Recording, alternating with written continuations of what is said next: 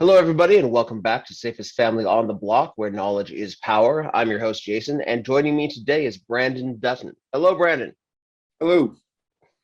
Now, Brandon's a public safety coordinator and officer in healthcare. He's a martial artist, a self-defense instructor, a husband, a father to three boys, and a wannabe professional coffee drinker. So if there are any coffee companies out there that need someone to sponsor, please do reach out. And Brandon, the first question I had for you is you're a martial artist and self-defense instructor. And I, of course, am also a huge martial arts nerd. What are you training? Well, right now I train with my oldest son, and we do Krav Maga together. But throughout my life, I've done a varied gambit of martial arts. Sometimes just because it was whatever was close by.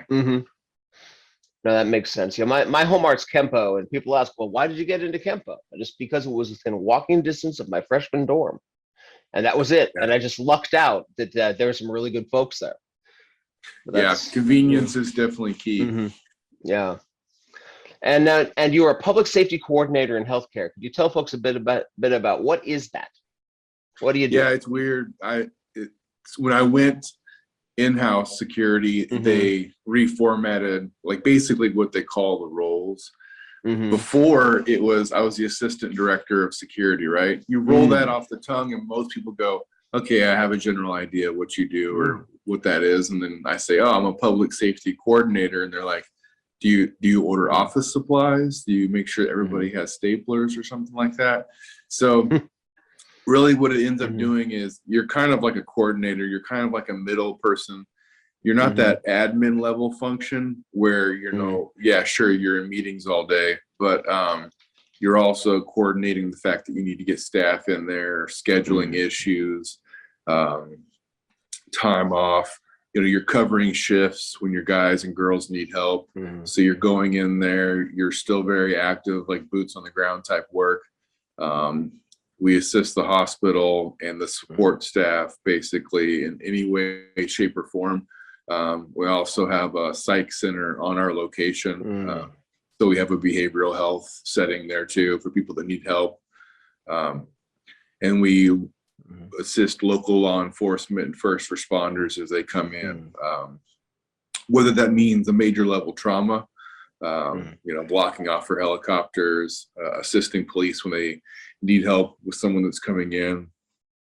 It's just a varied things that kind of come in. Plus we help with fire safety management teams. We do drills with the staff all the time for like fire safety measures, any kind of interim life safety measures that kind of come about, any kind of mass casualty drills, we do those. I'm also part of the decon team there, so we do like decon drills. It's pretty varied. It's, when you get into the healthcare setting, you find out real fast that we're one of the most highly regulated things ever because you have state and federal that have all these guidelines. And then they have ways that they want you to do it as safe as possible, which of course you should do. So you're mandated with how you should handle difficult patients sometimes too, which is completely fine. You just need to make sure you're doing it as safe as possible. So we're safe and the staff is safe and the patient is safe also. Which can be very tricky. And it gets to, in many ways, the reason that you're coming on the show to talk today, which is a lot of folks, especially with martial arts background, they've done some security work. And the folks who often when people envision that job, and the reason they polish up a resume and go get that job is they think about the hands-on stuff and maybe watched Roadhouse one too many times. But your job more often than that, when somebody is getting out of hand, out of line, is to talk to them and talk them down. And you're a bit of an expert at this point about talking to somebody, especially with a mental health facility there within your area of responsibility, about talking to somebody to get them to do what you need them to do, right? So you don't have to go hands-on, because on one hand, it's far safer to have a conversation than to get into a scuffle. And on the other hand, there's a lot less paperwork. Yeah. Oh, for sure. Yeah. I don't know if I'd ever say, and I've heard it to some of the guys that would say like, hey, I'm probably far for an expert, because I think, you have to go in there with a level of empathy that this person that I'm talking to is probably having the worst day of their life, right? I think Richard Dimitri says that quite often. Sometimes violence is not just someone being a bad guy, it's someone having the worst day of their life. And we can't bridge that gap of some level of empathy to let them know that the first battle I have sometimes when I show up is because I show up dressed like this. I show up and like, oh my gosh, you called security, or, rent a cop, or, the gambit of things that people come off. And because sometimes that's because of fear or the loss of control, because now they're in this setting here. They're not anywhere comfortable. They're in a hospital. No one wants to be at the hospital, right? Very few people come there for good news. And if they do, that's great. But we have to remember when we go in there, when I'm teaching some of my new guys and girls that come in, or even with medical staff, that's somebody's father, that's somebody's mother, somebody's daughter, somebody's son. We would want the same level of compassionate care to treat somebody with dignity and respect. And I know that's probably easy to say, and it's hard to do when you're standing in front of the person and they're calling you a series of, whatever name they can throw in the book, or God forbid, sometimes, bodily fluids. But what I try to tell people is it's just words, right? If they're calling you whatever, sure, it may hurt your feelings, but we have to learn how to kind of take the sting out of that, because at the end of the day, we're there to help. So like, I have to try to find a way to build rapport with this person on the other side. And if I can't do it, because if you do it long enough, you realize it doesn't matter. I may not always get the win. It may be one of my other guys or girls that's in the room that's responding with me, or it's one of the medical staff, which is where I want it to be, because when we respond, I may not be with that person for their whole series of why they're at the hospital. I might be just that small caption. So I always try to get the medical staff to understand that skill set of building rapport with that patient or a visitor that's the family of the patient, because that's what we're there for. We have to find some kind of way to connect with them on a human level. It's just, it's tough to do because it's emotions, right? So you have to be able to control yourself first. And if I can't control myself because I've allowed that person to get me upset, I've lost, and the staff have lost. And that's directly applicable to being a parent and being in conflict with our kids, I think. Who was the comic who said, yesterday I got into an argument with a 3-year-old. Now, whose fault is that? Right? So easy, especially when they're your own. Yeah. And I think there's a lot of similarities too, because you're in a hospital security setting, you're dealing with people who they're impaired, they're under the influence of one thing or another, whether it's drugs or alcohol, whether it's the wrong set of chemicals that their own brain's producing in that moment, or just under the influence of anger and grief and fear. You're dealing with profoundly compromised people. And our kids are profoundly compromised, either from being very young and not ready, big emotions in little bodies, or they hit adolescence and they've got their own chemical cocktail running through their brain. It's Mach 12 and getting in the way. So these are very the Venn diagrams of these skill sets, they overlap quite a lot. Yeah. Oh, absolutely. With having 3 sons, you see it, because I've got a 13-year-old, a 6-year-old, and a 3-year-old. So of course the lower 2, they're close enough in age where it's kind of like a love-hate relationship. So some days it's cool for like 5 minutes, and then the next they want to tear each other's heads off. So then, you have to sit down on their level, because you're going to do this maybe 100 times during the day, because they're kids, right? They're not expected. Yeah.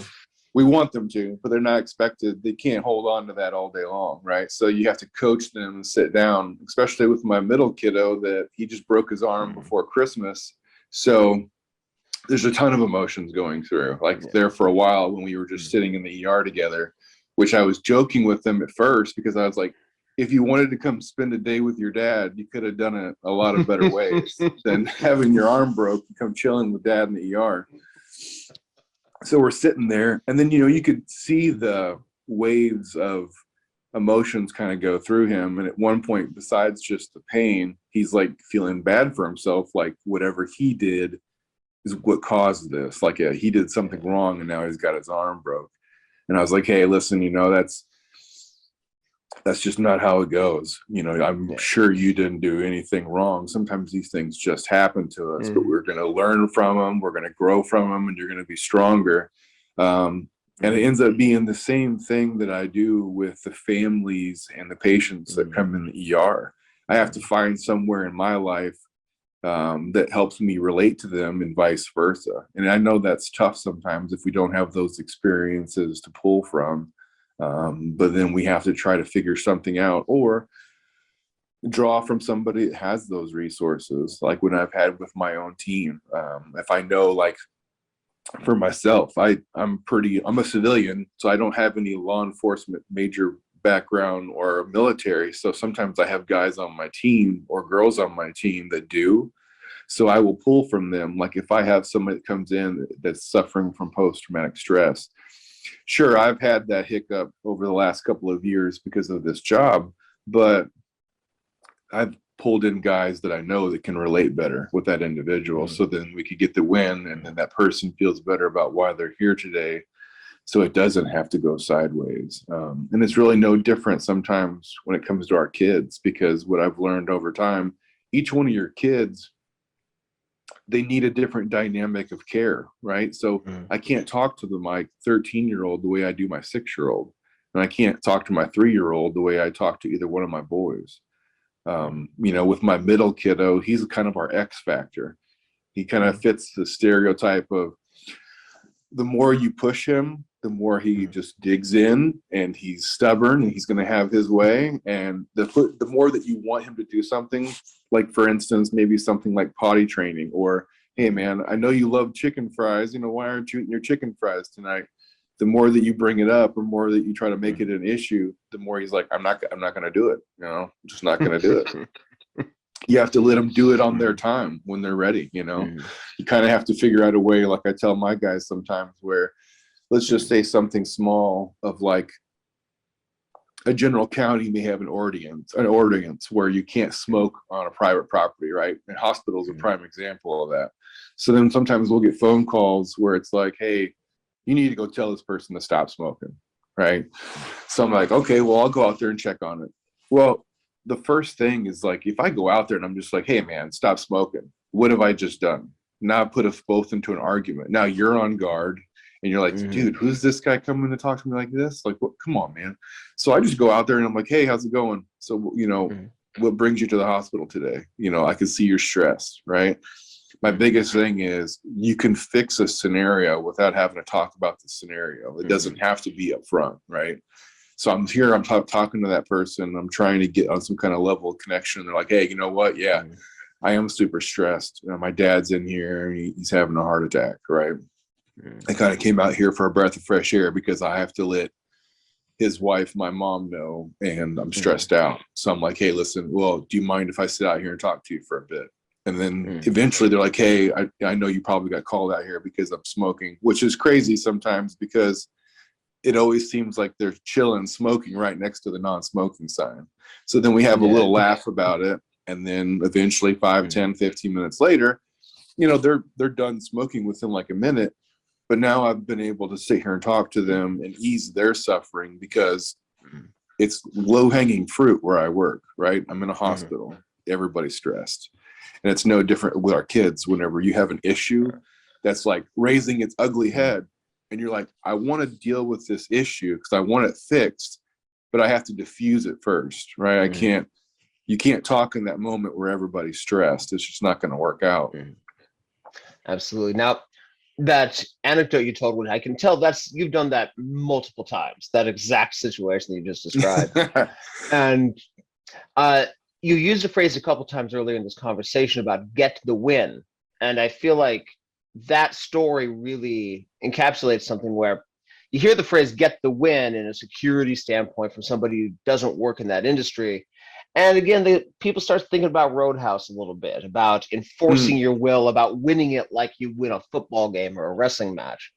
But what you just described is the win is finding a way to connect with this person on a meaningful level and get what you need while also giving them what they need in that situation. For sure. No one likes feeling like they were managed or manipulated, because they can tell right off the bat if you're not genuine, if you're just going in there because you just need them to stop what they're doing, because they can just read that right off. People, especially in a behavioral setting, or even our children, they're master manipulators at birth. Like, they just come out being able to read people like right away.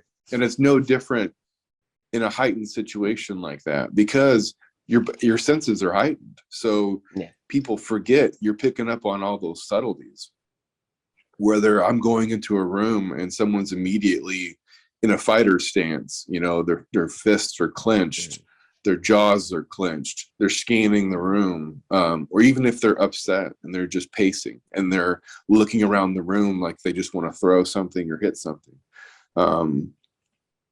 You have to recognize those. And sometimes we don't even realize we're doing them until it's been brought to our attention. There's been plenty of scenarios where I walk in and someone's doing those exact things and they're like, oh, well, geez, you called security on me. I guess, we're getting ready to fight. And I'll say, no. I said, absolutely not. I said, man, I'm just, I'm here to talk. How can I help? And they're like, what do you mean? I'm like, hey, can you do me a favor? I said, I can tell you're upset. I said, but I can see your hands are clenched. Most people would think that you're scary, or you want to fight, or you want to hurt me, or something bad's going on. Can you just give me a solid, and let's just sit down and relax and let's talk. So sometimes I have to engage those things first, or I'll look for a chair or something that I can pull up where I'm not invading their space, because I don't want to pull right up to them and sit down, because then I don't even have a chance to gauge them yet. And that way, if they see me get more relaxed and I know the situation calls for it, obviously if it's too heightened, I'm not just going to go sit down so they can bum rush me. But I want to be able to engage that. So if I'm calm, it's like that that phrase is, calm is contagious. Well, it really is. Because if I seem put together and professional, then that person's going to feel confident talking. And again, that maps very closely to a kid who's having a bad day, a kid who's got to tell you about the trouble they got in his school. Mom or dad shows up, this huge influence in their lives with the authority to ground them, take away the screen time, what have you. Huge, physically and mentally imposing. And then just that idea that calm is contagious, where if we go and have that conversation calmly, even if it means we have to take 5 minutes first, right? Your oldest is in the beginning of the teenage years, so it's not going to be long till they come home 3 hours late and they haven't been answering their phone, and you're worried as hell. and they're walking in the door ready for a fight, like that guy in the room with the fists clenched who sees the security walking in. And then in that moment, that skill that you've developed to remain calm is going to help. And so what are some of the things you do? Because it can't be easy to walk into a room where somebody who has been drinking, is scared and mad, and might be having some kind of mental episode.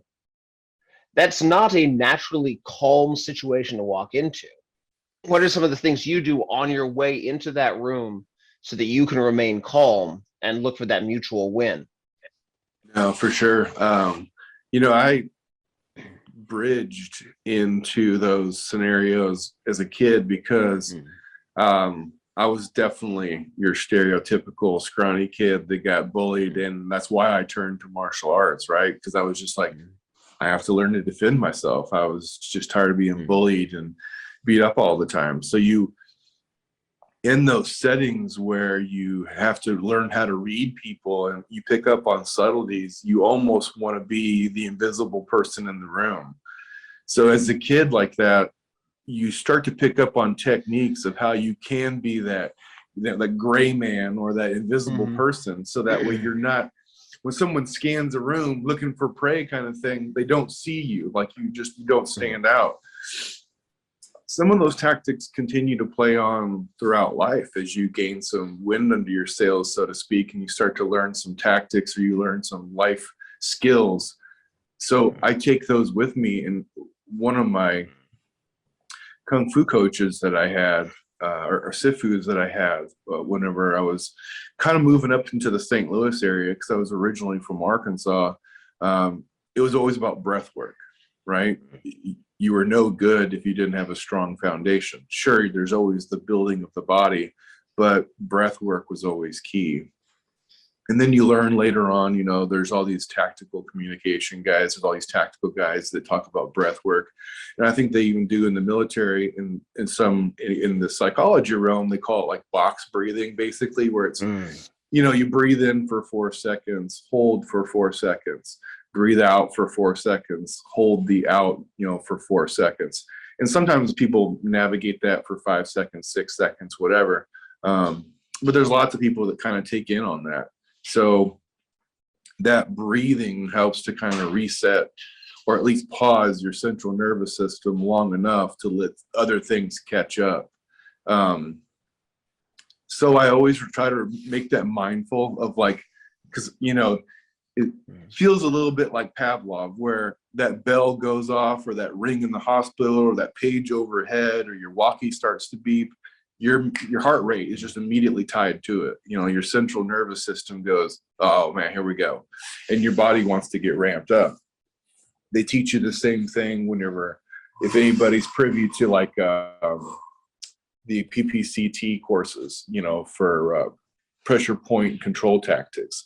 Those systems that they teach there, sometimes they teach you like that stress response. It hits you, right? The adrenaline is initialized. But you have to start to learn over time how to use that, because it can heighten your senses for good instead of taking control. Because, man, that adrenaline wants to take control.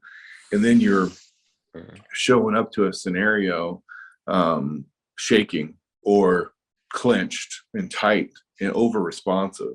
So you have to learn to control that breathing to kind of get yourself back to control. Like, you know,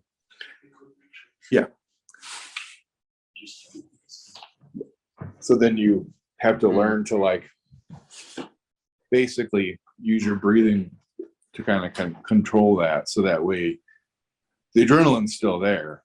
You're just using it to allow your senses to get heightened. So that way you hear things that you need to hear, that you notice things that you need to notice. And then that way, yeah, sure, they heighten you physically, you know, in case you do have to go hands-on.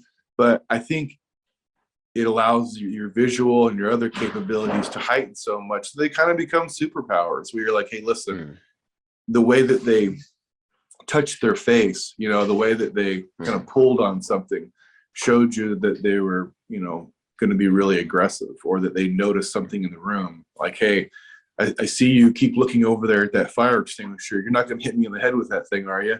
And then they kind of sometimes may take it as a joke. Be like, no, you know what? I just had a recent house fire and I could have really used one of those in my kitchen. So then now that was my gateway. That was my way for me to start having a conversation with that person. Whereas before, if I was hyper focused on, oh man, this guy's just pissed off and he wants to, you know, take my face off. Now I'm just locked in that conversation. Like, hey man, I need you to calm down. Well, we all know, you know, no one calms down in the history of ever calming down just by being told to calm down. So it's no different with anybody else. You know, your 6-year-old doesn't want to get off the iPad and you're telling them to get off the iPad. You're like, no, you know, and they're screaming. I'm like, man, what? Just calm down. Why are you screaming? But they're not going to do that, you know, and it's no different than the intoxicated guy that's being told that he can't leave because he needs a sober ride. That's just the same with one of our kids whenever they're acting out and they're losing control and they're emotional. So taking a second to breathe and just, you know, I know there's always those phrases and coined phrases of being mindful and being in the moment. That's pretty much what it is. You know, you have to kind of pull yourself out of there. Like, okay, it'd be really easy for me to grab this iPad out of my kid's hand, but I know I'm going to get a tantrum. Right. And is it worth it? Is it worth making it a stressful response for him, where now every time when he knows that I'm going to get close and I'm going to sit down, I'm going to snag the iPad out of his lap? Or am I going to sit there and talk to him for a couple of minutes and then, hey, listen, I get it. I know you're having fun playing Roblox, but I need you to get off here because it's time for lunch, right? Or it's time for us to go take a bath and get ready for bed. You have to take those extra 5 minutes, 10 minutes, 15 minutes, whatever it is to, like I said before, get the win. But it's also shows my kids a healthy way to deal with that so it doesn't become conflict, instead of just everything is done by force. You're not going to do it right? Okay, cool. I'm just going to take this away from you. You're not going to brush your teeth? Okay, well, you're grounded. Not everything is an immediate response that needs, a punishment or some kind of negative impact, because we're not doing our children any good by showing them everything needs to be handled in those quick responses, because that's just how they're going to do it. And that's how they're primed right now. We have to teach them as a learned behavior that I don't like this, so I'm just going to lash out. Well, hopefully over time, they'll build those little stories that mom and dad have built for them. Well, you know what? Hold on a second. Let me try something different. And I think also we were talking about that you, instead of immediately taking the iPad out of their hand, but take that 5, 10, 15 minutes, you're also teaching them that they're worth 5, 10, 15 minutes of your time to you, which is, I think, a lot of modern life teaches the exact opposite to our kids.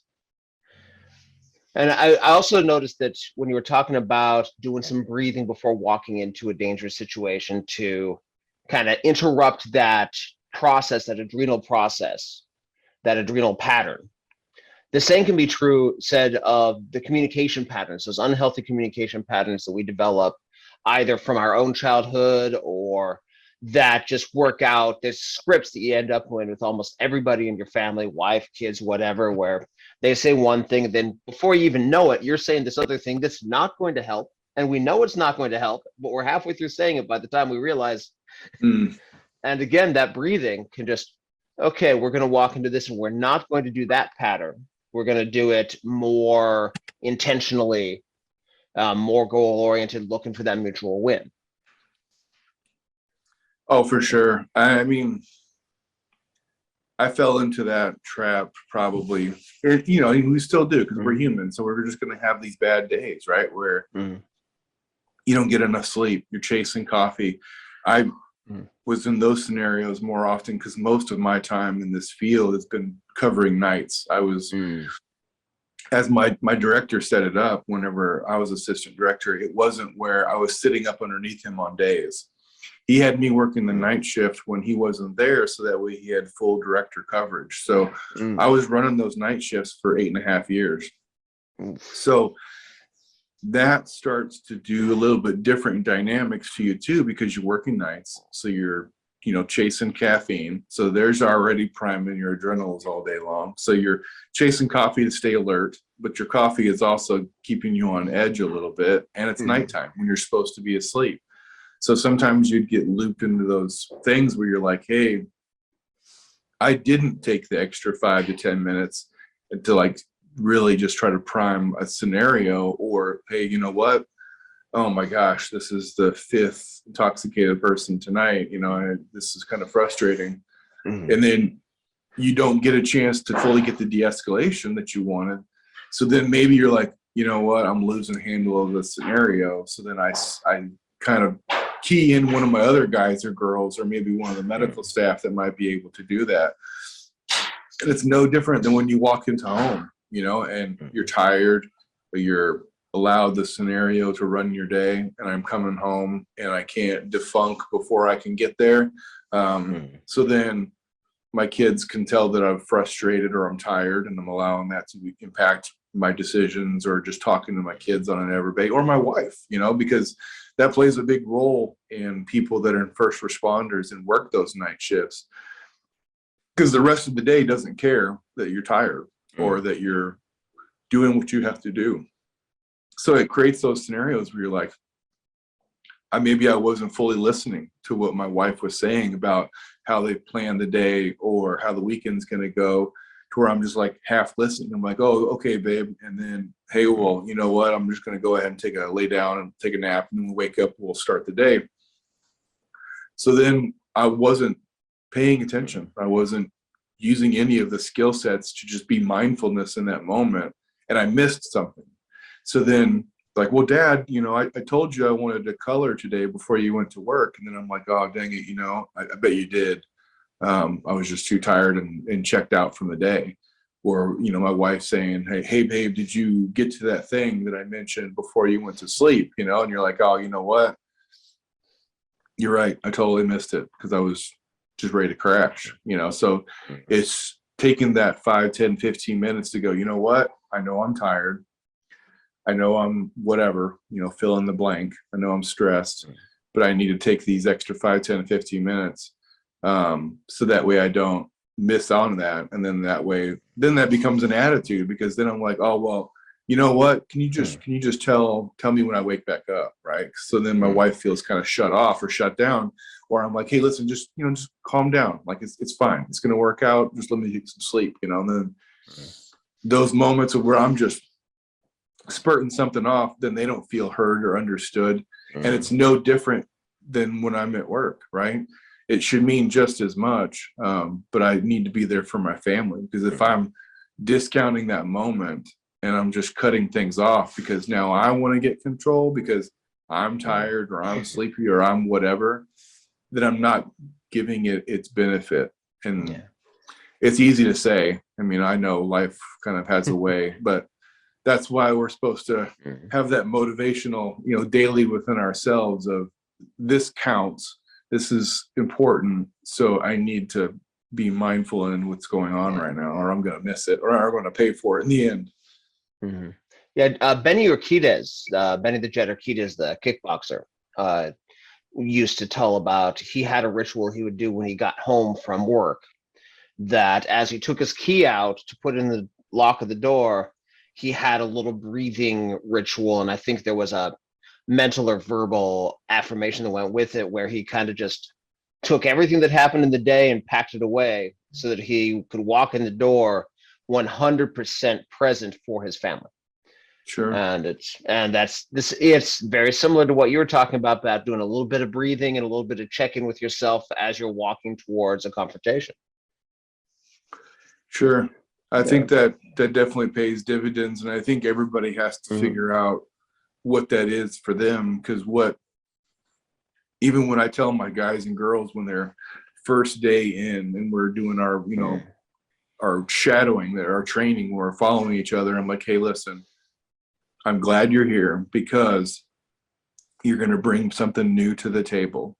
And when we have a scenario, I always debrief with them, no matter how small it is, because I'm always like, hey, what did we learn from this? What could we done better? Did we do anything that you thought we could have learned from or done better in that scenario for next time? And then when I say, hey, here's what's helped me in a stressful situation, and they're like, you know what? Okay, that makes sense, but here's what I do.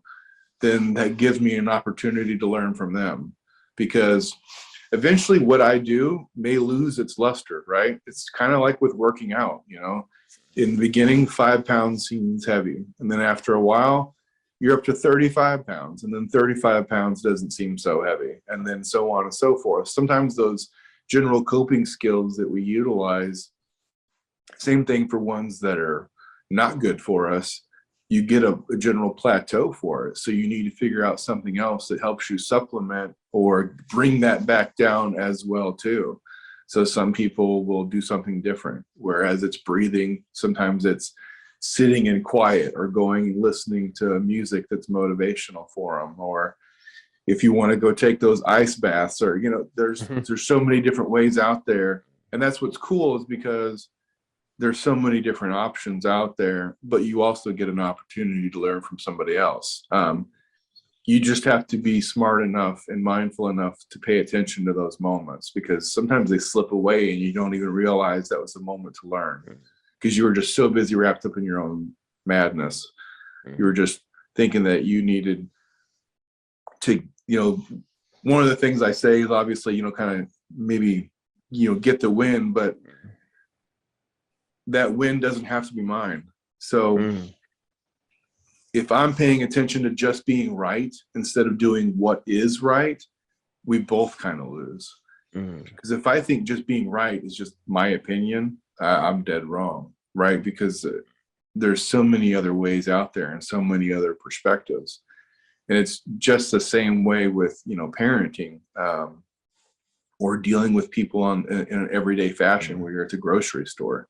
You just see that I may have work experiences that work for me when I'm at work, but they don't work well when I go home, right? Sometimes I go home and I start talking to my wife and she's like, don't use that verbal judo crap on me. She's like, I'm your wife. Like, there are sometimes you're just going to have an argument, right? Or you're just going to have a disagreement. Or I didn't fold those clothes just right. It didn't matter, whatever it was. You're going to have to go through those motions, right? Absolutely. So the worst mistake I ever made in my marriage was recommending my wife read verbal judo because now she knows the tricks and she resents it. Yeah. Right. Yeah, for sure. Absolutely. And it's one of those things where it does not work that way, because I make those correlations when we're teaching our verbal de-escalation class at work, because I'm one of the instructors for that, is with our crisis management program, and we're talking to the medical staff, and one of the ways to kind of break the tension is, we'll watch some of those clips from like YouTube that may have like Everybody Loves Raymond, where he has this episode where they have to go to a class because their kid is having trouble at school, and it talks about active listening, where basically if you're saying, I feel like I'm frustrated because you're doing it, blah, blah, blah, then you say, oh, I can hear that you're frustrated because I took away this, or I broke this, or I wasn't paying attention to this. I'll correlate that with the staff sometimes of saying, hey, if you're ever in a relationship long enough, you'll realize that some of these skill sets just aren't going to work, because sometimes the emotions are there and you're just going to have to fight about it. And then it kind of helps correlate and it brings them in. So that way it just doesn't become a boring class of check the box, like, I got to take this for work. It's a work thing. I got to learn this, and then I can just check the box and move on. Because if I can't get them to engage with me in that class, we've lost, and we haven't lost. We haven't learned anything. It's just another one of those things. Oh, it's e-learning. Oh, it's a class I got to take for work. They're done, Yeah, they're not engaged. Now, on the topic of learning, you're coming to this conversation with a great deal of experience in high conflict communication, in those kinds of situations where you're having a conversation in a charged environment, whether it's as a parent, whether it's in your professional role. What are some resources that you could recommend to parents? Like you mentioned verbal judo. We actually interviewed an instructor in verbal judo. I think it was the 4th interview of the series, where we talked in detail. And that's one that I would recommend to every parent, because it was designed to help police deal with angry drunk people. And any parent knows that toddlers especially are like very small, very drunk adults. What are some other What are some other resources that you might recommend to parents who want to learn how to do this conflict communication better? My old boss, he was a retired police officer. He was one of the guys that would sit down with suspects or anybody that kind of came in and they needed to be spoken with, or they do those little interrogations, right? And he always talked about, I'm pretty sure his name was George Thompson, the verbal judo guy. Yeah. And then they kind of coined that phrase, so then you couldn't really use that anymore, so it was called tactical communications, right? So George Thompson does have a lot of cool teachings, and he even got plenty of YouTube videos that are out there. And he has a lot of good key elements within his teachings that you can just pull from YouTube. But his book, Verbal Judo, is also really good also. Plus, there's so many other people that have taken that and run with it. I also like Richard Dimitri. He has a really strong foundation. Him and his wife, Pamela, they have basically, I think, a free website that has a lot of this stuff on domestic violence and even communications, trauma. They're huge. I've spoken with them a few times, even within my own life, with work issues and trauma that we kind of face. I like Rory Miller's information. He packs tons of knowledge and wisdom into his books. And I think for some people, when you dive into some of these, you may think, oh, well, that doesn't apply to me because it's for, this guy was in corrections, this guy was a bouncer, this guy was a whatever. It all kind of relates and boils down to, we're just talking to people that are emotional. We have to figure out tactics that work for us. And they do a good way of describing it, where they have little jargon phrases that help you like remember it and help you kind of relate into your own mind. So I always like those. And I, even as a kid, just because it was a kind of a gateway for me from comic books and from life, sometimes, is getting a good book. So I always like reading some of those books, because I like visual learning. So yeah, it's cool to jump on there and watch some videos or find some of those instructors that kind of give you some of those videos, but also reading it too, I think sometimes helps solidify it. But the thing that's not very sexy that I feel like trips a lot of people is, you got to practice it in real life, and so many people, I think, and I think we're all habits of that. We just want the real sexy stuff that you want to show. No, come on, just show me that one thing, show me that one skill, show me one way of doing this. And it's not a cookie cutter, right? I teach that all the time in our classes with my guys and girls and the medical staff.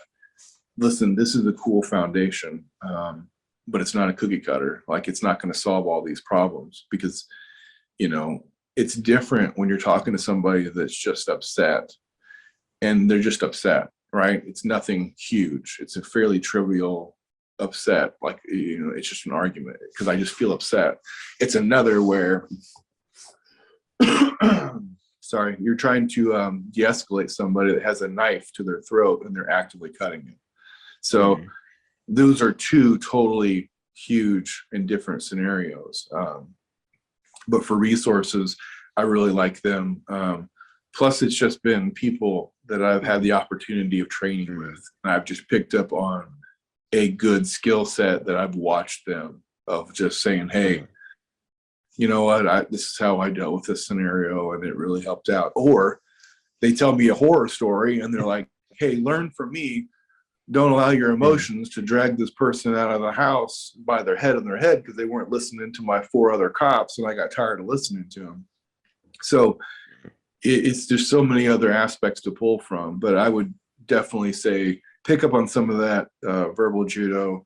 There's an FBI guy, I can't remember his name, but I think his book is also called Is that Never Split the Difference? I think it's something, it's like a weird phrase, not a weird phrase, but it's like see what the body is doing, or it's something coined into the phrase of basically watching the body, because they're communicating to you, that nonverbal communication. But I think he's a retired FBI guy, and his phrase on the book is something similar, like basically the nonverbal communication of watching somebody's body. It's got a blue cover on it. I can see it in my head, I just can't remember it. But that's a pretty good one, where it talks about watching all the nonverbal cues or little tics that people have, when somebody's, I'm a nervous person anyway, so I'm that guy that sometimes people be sitting in the room, they're like, Brandon, your leg is shaking.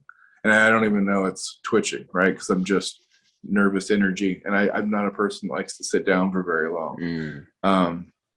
But it's cool. And it always tells you, it kind of like refers to like those little subtle things of watching, like if someone's tapping their fingers on a chair, or if they're touching their face in a certain way, little things like that, little tells. Kind of like that show, oh my gosh, Lie to Me, I think it was called. Oh yeah, with what's his name?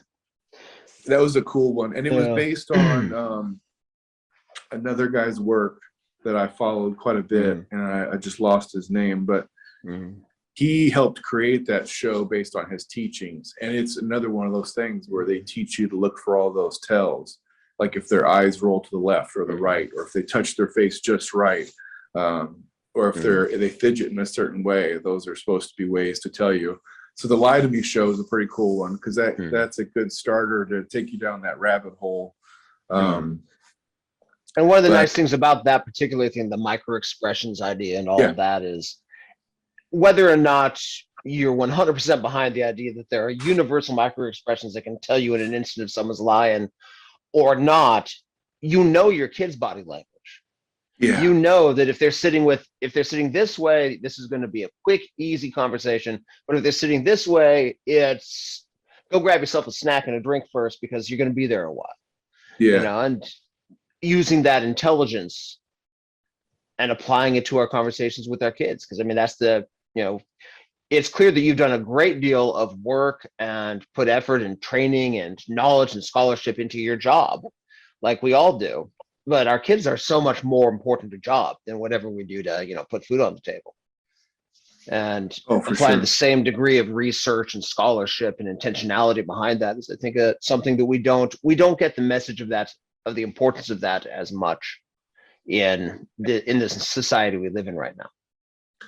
Yeah, for sure. And I read something, and I'm kicking myself for not remembering of it, but I think it's one that's fairly easable, where it's basically teaching you to make sure that your kids are teachable. Like, I remembered something because it was through martial arts, but it's the same that I've heard from coaches, is letting your kids be told how to do something or what to do by somebody else to know that it's real, right?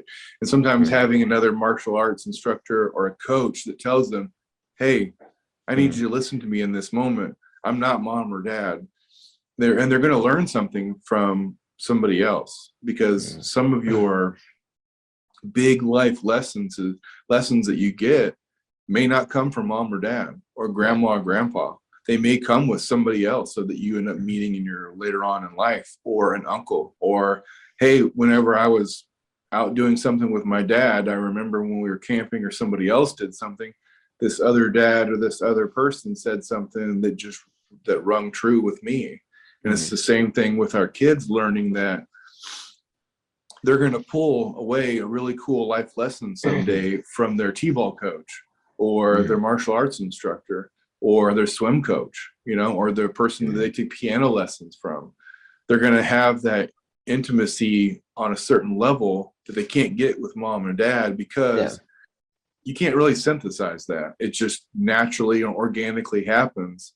And then the kid learns, oh, well, that's cool. I like that. And I think that's discipline. Absolutely. And I think also that it sends an important message that, there's the way mom and dad do things. And if there are people that your kids see, adults your kids see, who do things differently, but mom and dad still respect and love that person. Sure. I think that really helps. It really helps smooth those teenage years where they're figuring out how they're different from you. And if the only message they get is that the only people you love and respect is mom and dad, and the way mom and dad do it, that can make it much harder on them internally. It can make the conversations more difficult. But with that wider, it takes a village, right? Yeah. It takes a Viking to raise a village, as we like to say out here. But sure. Yeah. But Brandon, I want to thank you so much for taking the time today. I really appreciate it.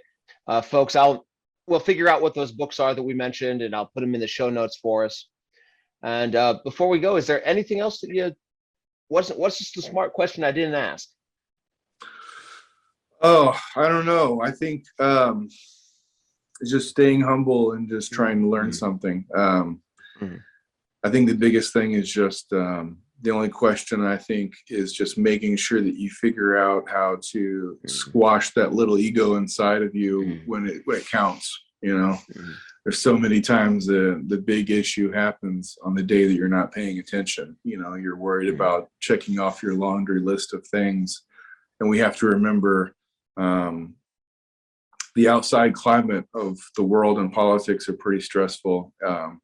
That people are just trying to do the right thing. And I think sometimes we forget that. And we just need to realize there's a person on the other side of there. So we just need to try to relate with each other as best as we can and be empathetic. And that speaks for people that are definitely within the first responder realm, No one has to listen to you because you wear a badge or a certificate or a title.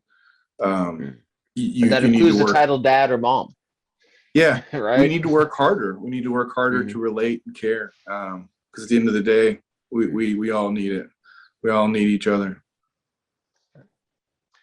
I got nothing to add to that. Well, thank you again so much. Thank you everybody for listening, and we'll see y'all next time. Stay safe. You too. Take care.